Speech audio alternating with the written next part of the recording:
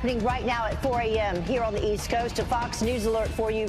President Trump threatening to call on the U.S. military to close the southern border as he rails against the Democrats for welcoming illegals with open arms. It's going to be an election of the caravan. You know what I'm talking about. All caused because of the illegal immigration onslaught brought by the Democrats. The plan just reached with Mexico to stop the 4,000-strong caravan from reaching the U.S. We are live at the border. And consequences will be paid. That threat from the president as he vows to take action for missing columnist Jamal Khashoggi. Why Secretary of State Mike Pompeo is saying to give the Saudis more time. Call me a hater. You know what they do? Call me an anti-Semite. Stop it. I'm anti-termite. The Nation of Islam leader comparing Jewish people to termites. Louis Farrakhan getting slammed from all sides for this one. Fox and Friends First starts right now.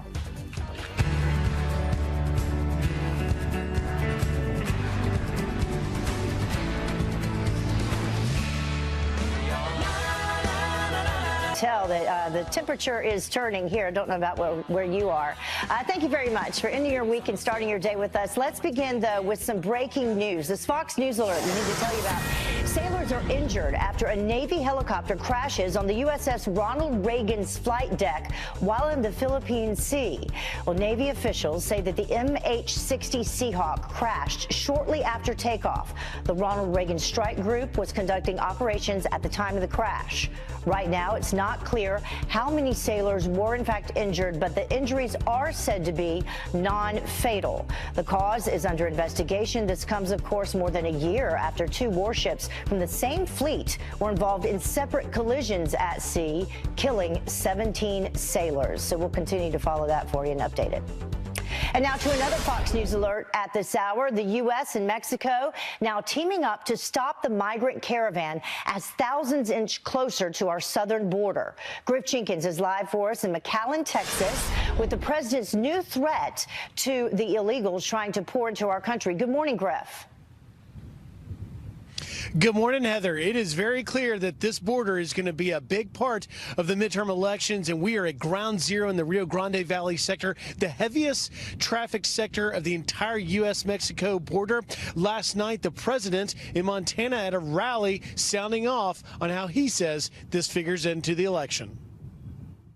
It's going to be an election of the caravan. You know what I'm talking about. But a lot of money's been passing to people to come up and try and get to the border by election day because they think that's a negative for us. Number one, they're being stopped. And number two, regardless, that's our issue. Now, that caravan of 4,000 is hundreds of miles from this border here, but the Secretary of State Mike Pompeo is in Mexico at this hour. He will meet with his counterparts a little bit later today. We, of course, know that Mexico has deployed some 500 officers to help try and stop the caravan along the Guatemala border. Yesterday, Mexico's ambassador to the U.S., Geronimo Gutierrez, weighing in on what he thinks is really behind all of this. We have evidence that this caravan is also very much politically motivated. So we obviously are sensitive to the humanitarian situation that we encounter, and we're acting precisely. But we have also made very clear that there is no legal ground on which Mexico can issue a permit by which people can just go through Mexico towards the United States. But before that caravan even gets here, Heather, there's more than 16,000 families have crossed already illegally last month into the United States, a record number. Here in the RGV sector alone, they're seeing a 300% increase in family units, more than 5,400 in this very sector right where I'm standing in the last 2 weeks. And the leaders here say that is unsustainable. We're going to go for a ride along and get a firsthand look for you, Heather. A 300% increase in your area?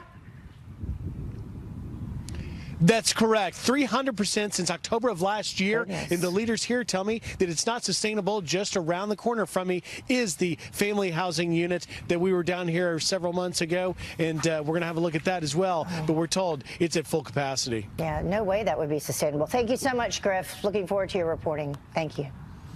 Well, President Trump now threatening very severe consequences after admitting missing Washington Post columnist Jamal Khashoggi is likely dead. As Secretary of State Mike Pompeo now pushing to give the Saudis more time to explain.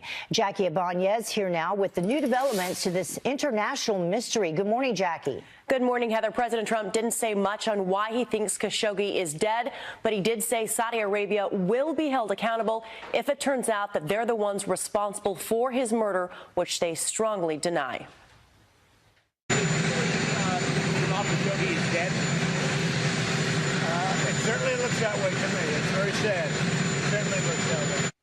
The president met with Secretary of State Mike Pompeo to discuss what he learned after visiting Turkey and Saudi Arabia. It comes as Turkish officials are reported to have played alleged recording of Khashoggi's murder for Pompeo during his visit. The State Department denying the reports, releasing this statement saying, quote, Secretary Pompeo has neither heard a tape nor has he seen a transcript related to Jamal Khashoggi's disappearance. After meeting with the president, Secretary of State Pompeo told reporters that they're allowing Saudi officials more time to complete an investigation. We made clear to them that we take this matter with respect to Mr. Khashoggi very seriously. They made clear to me that they too understand the serious nature of the disappearance of Mr. Khashoggi. And that decision sparking mixed reaction this morning. I think we've got a lot of information floating around here that needs to be nailed down, and it's about time it was done. Treasury Secretary Steve Mnuchin now pulling out of next week's economic conference in Saudi Arabia over the rising tensions. Mnuchin joins a growing number of global leaders and prominent CEOs who have also decided to skip the event. Heather, back to you. We'll see what the investigation determines. Thank you so much, Jackie. Well, President Trump, meantime, back here at home. The president touching down in Arizona overnight, where he will be holding a MAGA rally today. The latest stop comes after the president fired up a crowd in Montana. President Trump taking shots at Elizabeth Warren for her DNA test, slamming Democrats and praising the congressman who body slammed a reporter while touting his administration's accomplishments. And how about Pocahontas, Elizabeth Warren? Well, the one good thing about her test is that there was so little. She had less than the average American. I'd like to apologize to the real Pocahontas, because it'll show everybody what a phony she is. Nancy Pelosi, Brian Chuck Schumer, and the radical Democrats, they want to raise your taxes. They want to take away your health care and throw open your borders to deadly drugs and vicious gangs. Democrats have become the party of crime. The Democrat Party has become too extreme to be trusted with power. On behalf of all of Montana, Mr. President, thank you for giving us hope. I had heard that he body slammed a reporter. Any guy that can do a body slam, he's my kind. He's a great guy. Tough cookie. I have caused the problem. I'm taking full blame. Because I have created such an incredible economy. I have created so many jobs. We need Republicans to vote. Under Republican leadership, America is booming. America is thriving, and America is winning. Well, President Trump will wrap up his Western trip tomorrow with a rally in Nevada. And now this Fox News alert for you. The urgent search for a missing Wisconsin teenager is now nationwide. The FBI adding that Jamie Kloss has been added to its top missing persons list after she vanished the same night that her parents were murdered. Wisconsin authorities also enlisted help in the search locally, asking for 100 people to comb through the area near her home. That is where her parents were killed on Monday. Police believe the 13-year-old is in danger after hearing the 911 call from that horrific night. No one spoke on the phone, but there was some background noise. A Republican set to finally interview a key witness in the Russia probe today. The House Judiciary and Oversight Committees will be questioning Nellie Ohr, the wife of DOJ official Bruce Ohr. She was originally supposed to be interviewed last month. Ohr worked for Fusion GPS. That's the opposition research firm behind the anti-Trump dossier. Now, this comes on the heels of the FBI's former general counsel,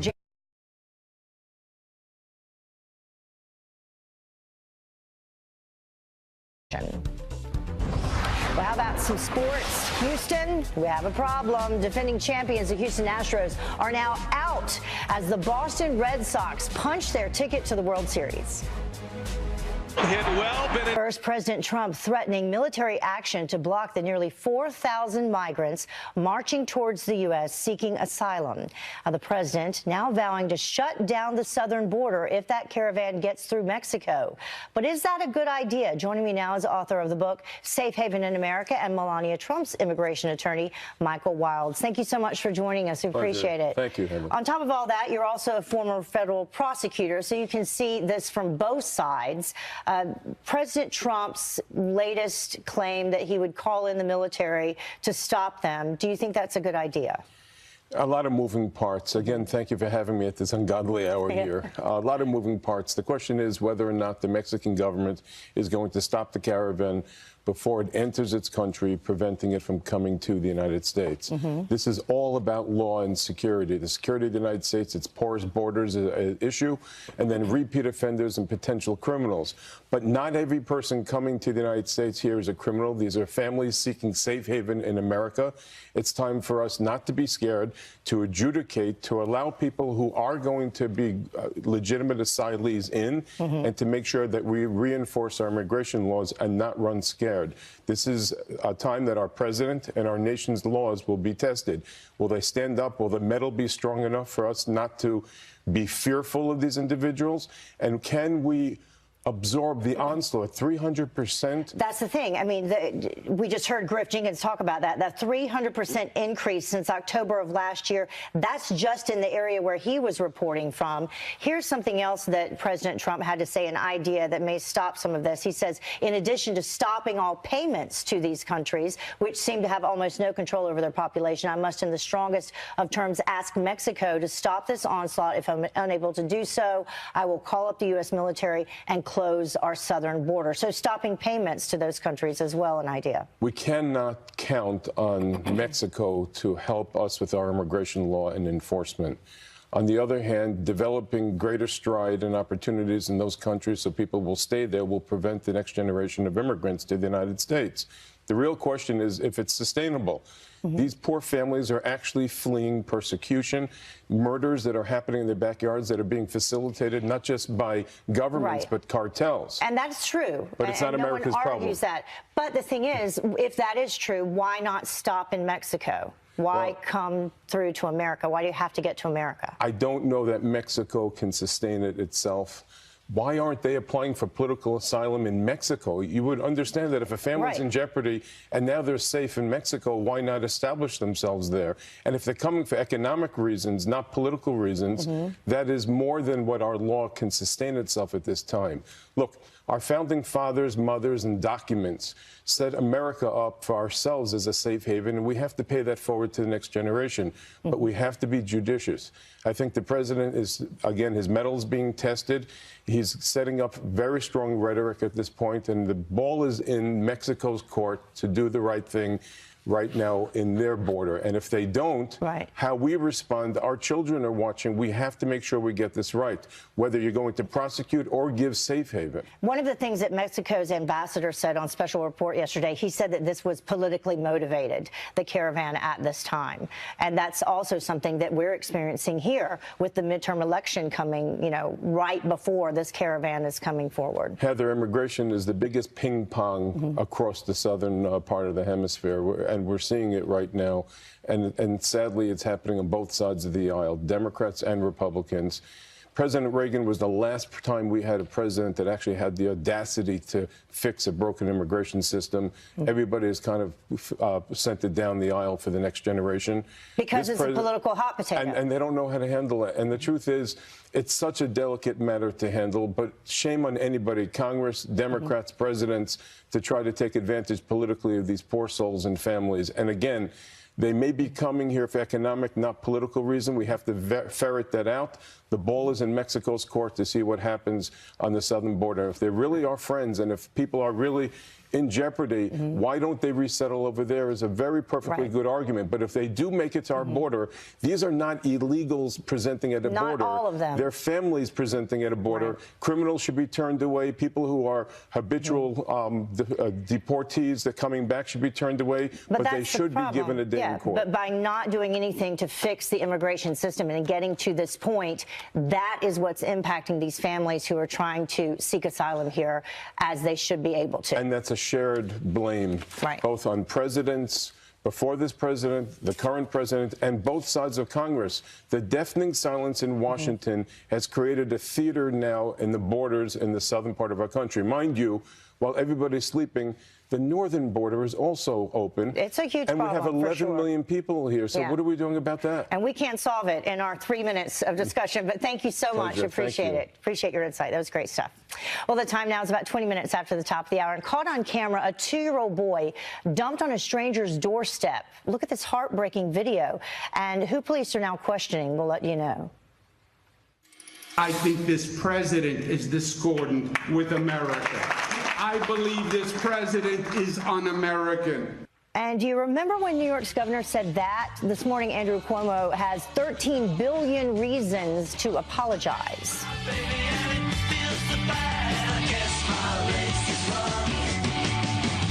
Now, must-see reaction to Sean's. Welcome back. Do you remember when Governor Andrew Cuomo said this about President Trump? Mr. Trump is the great divider in chief. I think this president is discordant with America. I believe this president is un-American. Well, now he is begging for the president's help. Cuomo is specifically going to an aging Amtrak tunnel to make a video for the president, asking for funding to make repairs. The tunnel that connects New York City and New Jersey was damaged by salt water by Superstorm Sandy back in 2012. The project will cost around $13 billion. And a California Democrat takes a page out of the socialism playbook, proposing major handouts. As Senator Kamala Harris introducing a new bill that would make families earning less than $100,000 a year eligible for up to $500 in tax credits every month. And that adds up to about $6,000 a year. Harris says it is meant to help Americans with, quote, stagnant wages keep up with the rising cost of living. Well, Louis Farrakhan doubling down on hate speech. The Nation of Islam leader getting slammed from all sides after reposting a video of his anti-Semitic attacks on Twitter. Fox News chief congressional correspondent Mike Emanuel has reaction. To the members of the Jewish community that don't like me, thank you very much for putting my name all over the planet. For those who did not see Nation of Islam leader Louis Farrakhan deliver this speech, he tweeted it out to make sure his message was heard. Farrakhan attacked the Jewish community in front of a friendly audience. When they talk about Farrakhan, call me a hater. You know what they do? Call me an anti-Semite. Stop it. I'm anti-termite.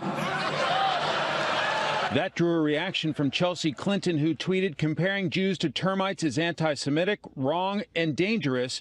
The responsive laughter makes my skin crawl. Yet at Aretha Franklin's funeral in August, former President Bill Clinton shared the stage with Farrakhan. Critics say Farrakhan's language is clearly full of hatred, and all decent people, including former President Barack Obama, must condemn him. The analogy to termites comes right out of the Nazi playbook. Nazis use the word termites consistently to dehumanize Jews. There's a special obligation of people on the left, of black leaders, of Democratic leaders go out of their way to condemn this. This also puts prominent Muslim American Democrat Keith Ellison in an awkward spot running for Minnesota Attorney General. Ellison has been ripped by his Republican opponent, Doug Wardlow, for staying silent on Farrakhan's hate speech. In Washington, Mike Emanuel, Fox News.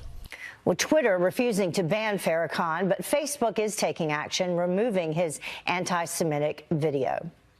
And the time now is about 27 minutes after the top of the hour. Attacks on Republicans, now a disturbing new trend among Democrats. You cannot be civil with a political party that wants to destroy what you stand for. When they go low, we kick them. So what happens if the left takes control after the midterms? Our political panel on deck to debate it.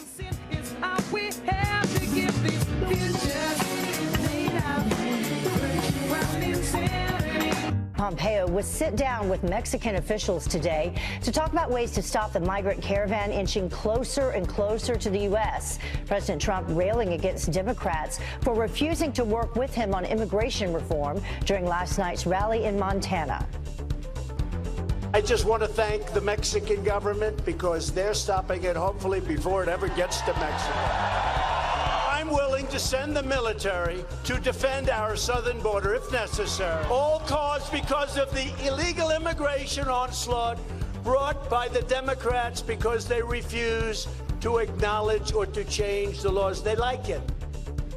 The Mexican government now calling on the UN to establish shelters along its southern border with Central America so it can process any legitimate asylum claims. And the top U.S. general in Afghanistan escapes an assassination attempt by the Taliban. Army General Scott Miller at a security meeting when an armed guard started shooting. At least 3 Afghan officials were killed, including Police Chief Abdul Razik, who was considered crucial in helping the U.S. fight the war on terror. 2 Americans were also injured in that attack. And 15 passengers were injured after violent turbulence wreaks havoc on a plane carrying nearly 200 people. Look at this dramatic aftermath showing the plane that was heading to Miami from Argentina. It's littered with oxygen masks, food, and debris. The airline says that the incident happened when the plane reached cruising altitude and was immediately reported by the captain. 8 people were taken to the hospital once the plane managed to land. Goodness. Well, a woman caught on camera, this is horrible, abandoning a toddler could face some felony charges. Investigators questioning this woman. You can see her in the video. She left a 2-year-old boy on a stranger's doorstep before speeding away in a car, leaving him all alone. This happened in Texas. Police say, though, that she's a friend of the boy's mother and was supposed to drop him off at his dad's house, but left him next door instead. She ain't have no business leaving my son right there. You could look at his face, he'd look back. He wondering where she going. He was confused. Man, come on, man. Poor little boy. Well, the neighbors called 911 when they found the child. He was not injured. 8 attacks on Republicans just this year as Democrats ramp up their extreme rhetoric with the midterms closing in. Why do you support a man that abuses women? Shame on you, Ted Cruz. God bless you, ma'am. Shame on you, Ted Cruz. You cannot be civil with a political party that wants to destroy what you stand for. You see anybody from that cabinet, you push back on them. Please get up in the face of some Congress people. When they go low, we kick them. With the hostility from the left growing, how much worse will it get if Democrats take the majority in the House or the Senate? Here now to debate is Democratic strategist Raul Alvear and Republican strategist Gus Portella. Thank you both for joining us this morning. We really appreciate it. Great. Thanks for having me. Gus, I'll start with you. Push back, get in their face, all these calls, and it just seems to be getting more extreme as we move closer and closer to the midterms, now just 18 days away.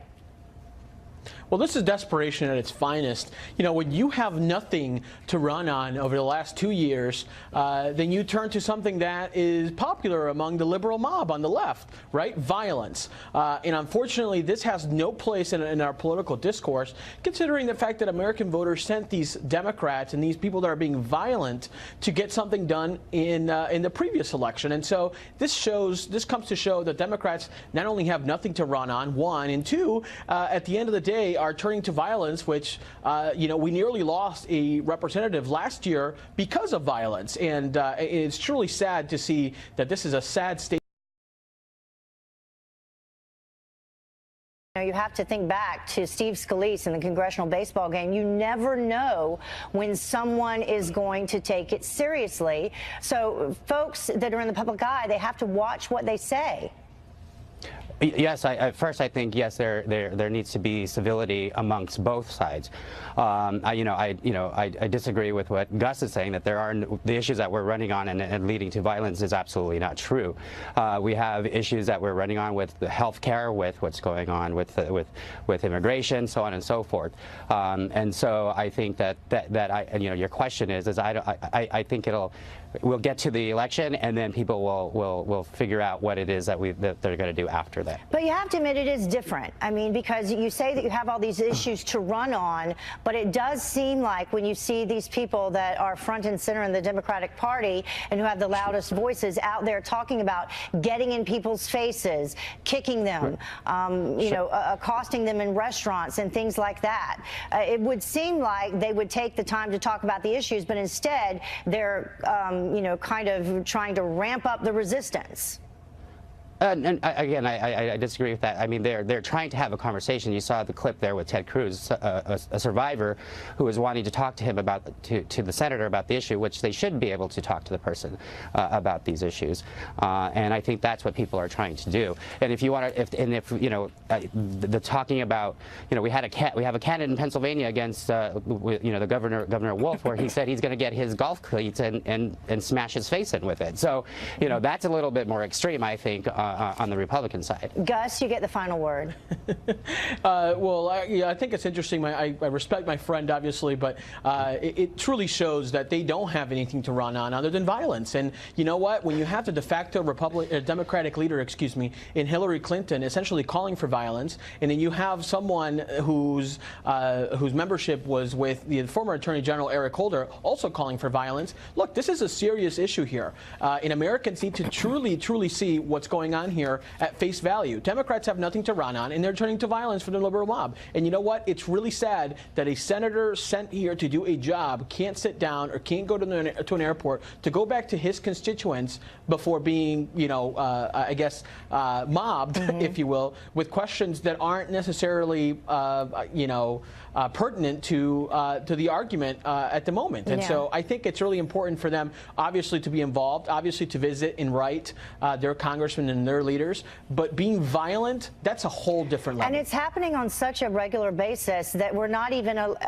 given the time to report all these incidents. In September, a congressional candidate in California escaped a stabbing attempt. In September, the Republican Party office in Wyoming set on fire. In July, vandals threw a brick through the window of Nebraska's GOP headquarters. And it goes on and on from there. So hopefully you are right, and they will revert back to the issues at hand, because that is what the constituents want to hear about, and that's what they want to vote on. And we need an end to this violence and the incivility.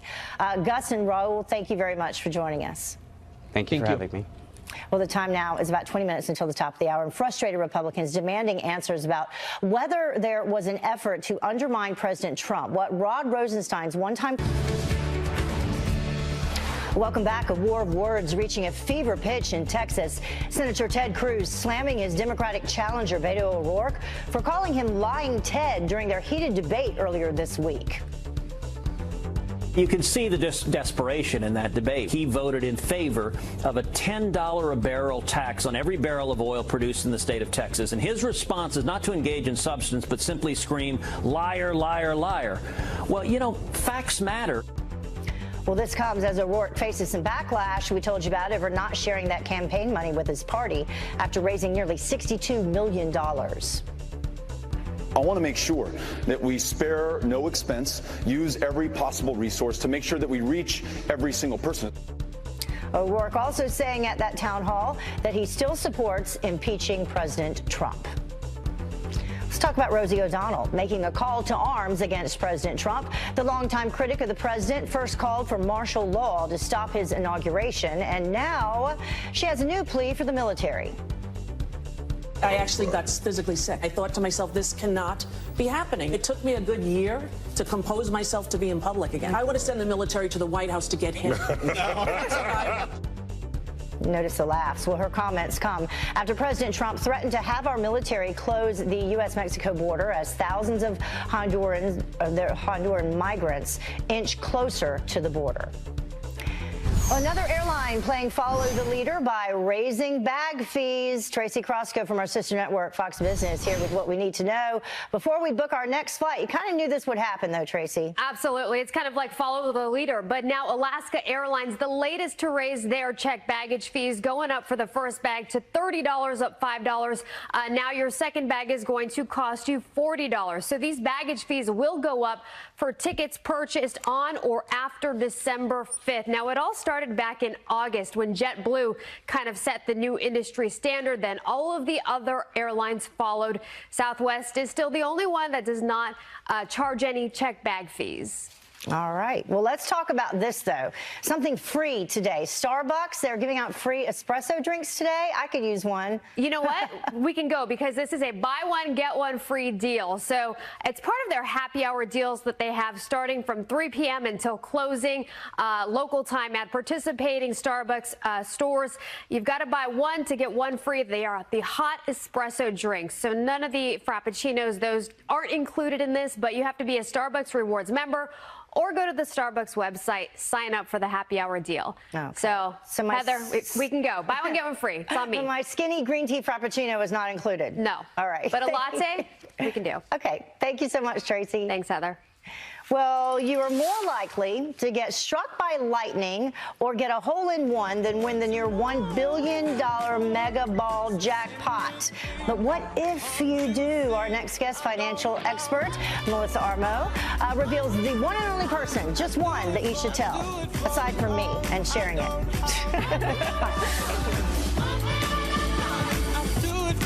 Hi, I'm Annette, and I'm an actress. Under eye bags and wrinkles are so frustrating. I came across Plexiderm, and I was so excited.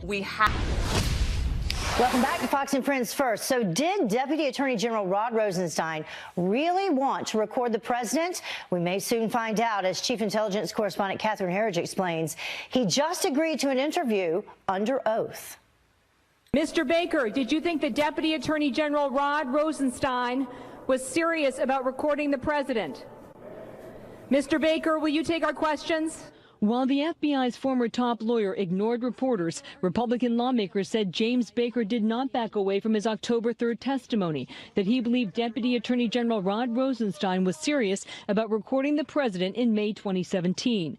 Lawmakers said Baker was not in the Rosenstein meeting and relied on accounts from senior FBI officials, including then acting FBI Director Andrew McCabe, who was fired for lying to federal investigators. It was the actions and it was the words of McCabe that led Baker to believe that this was very serious and that it was moving into an operational phase. In a statement, Rosenstein said he never authorized the secret recordings, and a source in the room said his comments were sarcastic. In a rare interview posted by the Wall Street Journal, Rosenstein defended the Robert Mueller special counsel investigation. Quote, "People are entitled to be frustrated," he said. "I can accept that. But at the end of the day, the public will have confidence that the cases we brought were warranted by the evidence and that it was an appropriate use of resources."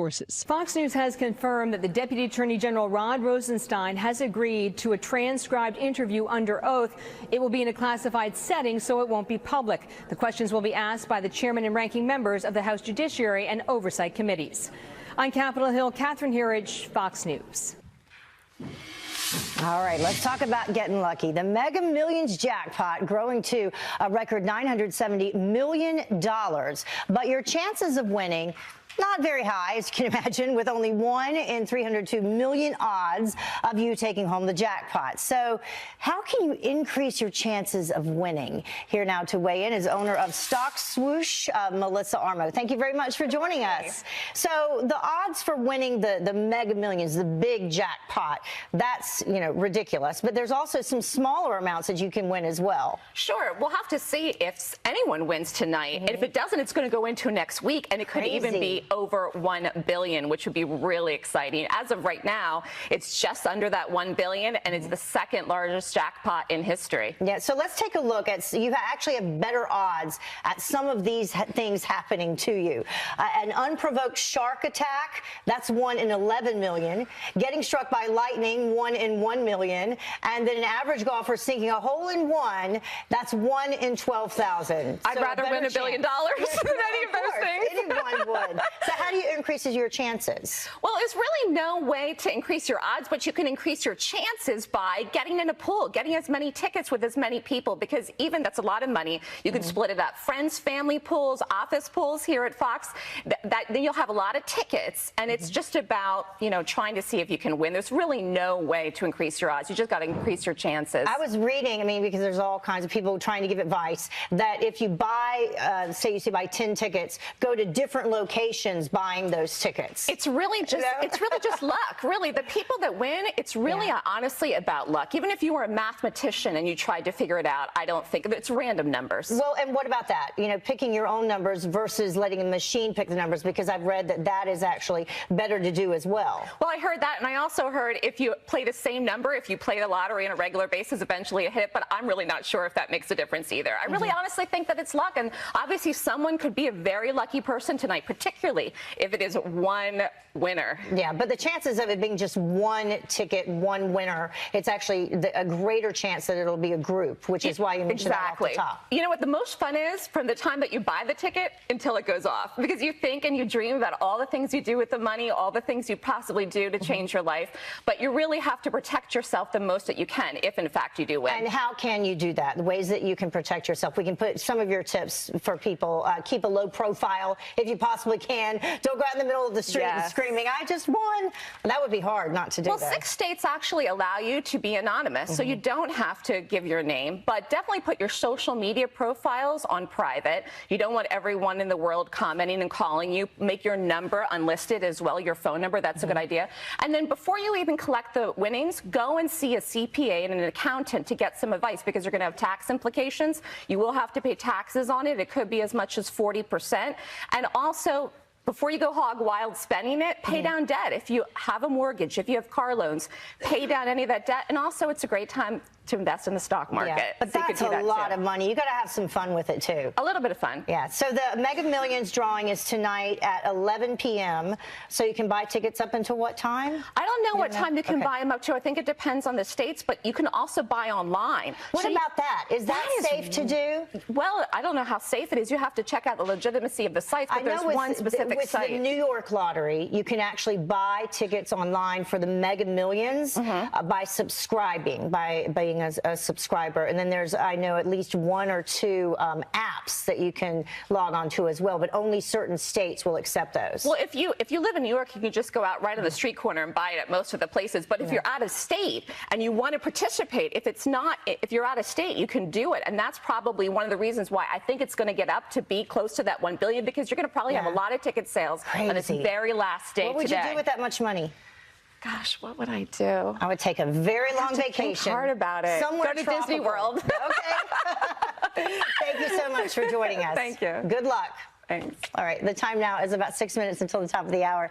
Is honesty really the best policy? This brand new tourism campaign turning heads for telling it like it is and social. Welcome back. Time now for the good, the bad, and the ugly. Up first, the good. And I want to say thank you. Last night, it was honored by the ARC of New Jersey with the Distinguished Community Service Award. And I was also presented a joint legislative resolution from the state of New Jersey for my volunteer work there with the SCARC Foundation. Their mission is to help developmentally disabled children, adults, and their families. So a big thank you, and it's my honor to work with you. And up next, the bad. Texas Democrats accused of mailing voting applications to non-citizens. The Public Interest Legal Foundation showing the forms that are pre-filled out with boxes checked off, saying the applicant is a U.S. citizen over the age of 18. Governor Greg Abbott tweeting in response, a complaint says the Texas Democratic Party asked non-citizens to register to vote, sending applications with citizenship box pre-checked. This is being investigated. If true, there will be consequences. And finally, the ugly. Nebraska. Honestly, it's not for everyone. The state's Tourism Commission releasing that brand new slogan. And with sarcastic ads like this, obviously they're being sarcastic, enjoying people or showing people enjoying the outdoors with the words, there's nothing to do here. It's getting mixed reaction, though, online. Lisa says this is awesome. It speaks to who we are, honest and quirky. Pat tweets wasted money, and then Sean says they're not wrong. That wraps up this hour of Fox and Friends First. Thank you so much for joining us. Have a great weekend, everybody. Fox and Friends First continues right now. Bye-bye.